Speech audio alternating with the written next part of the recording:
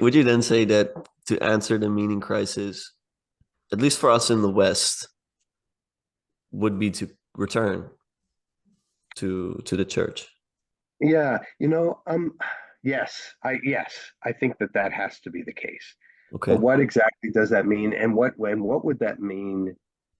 I mean, the it has to be returned to the church, but always through reality and through the givenness of the reality of our world and each of our particular situations. So, it can't become a sort of what would you call it? Kind of an idealistic politics or something. That can be very dangerous. Yeah. It has to grow organically, but it really does have to be an organic growth back to the tradition that I mean is ours. Now, how when I say ours, obviously in a very obvious way, I mean sort of the Western tradition. But you study Egyptology. Where does well, I mean, Egypt is an interesting case, but I mean, where does the broader kind of Eastern, the whole globe, the Chinese and so forth, where Yes. do they fit in the Christian story? I, you know, for two things to say to that. One is I think that they do fit, uh, but I also think that you need somebody that I'm not the person to explain how or why, and that you need somebody who's actually inside of those sorts of traditions. I actually had a Chinese student, write on this question for a dissertation. She uncovered it was very eye-opening for me.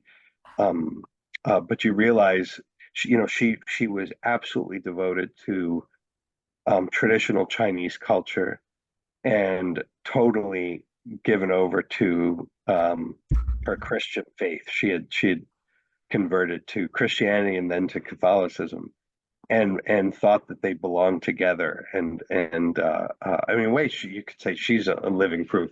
But in terms of as a general principle, I don't see any other way. Oh, wow. So how do you view the practices and I guess the movement that John is trying to popularize? Where do you see that going?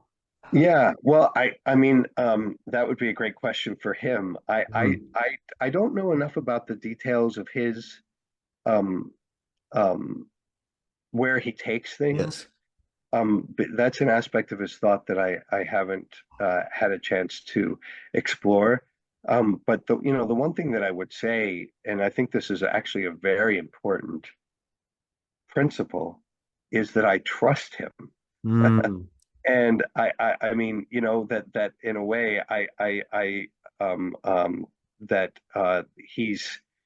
you can tell by the combination of goodness and intelligence that he's taking it somewhere very fruitful, and yes. that there's kind of a purity of heart. Yes. And so one can be confident that wherever it goes, it's going to bear some fruit. Um, but and that's helpful to say that, because that was sort of what I was trying to say a bit abstractly a moment ago. I don't think you can judge things so much from the outside. These aren't like abstract ideas that are measuring our reality. That truth is inevitably real, and so it can only ever be found in and through reality. Yes. And if to the extent that the pursuit of truth takes you away from reality, it does raise suspicions, and potentially pose some dangers, I think. Yeah. Yeah, and I do think that John, through his practices, gets closer to truth and goodness, Mhm. clearly. Um, and I've never seen a good person that is not beautiful. So that's Yeah, always a good sign yeah, as well. yeah, that's right.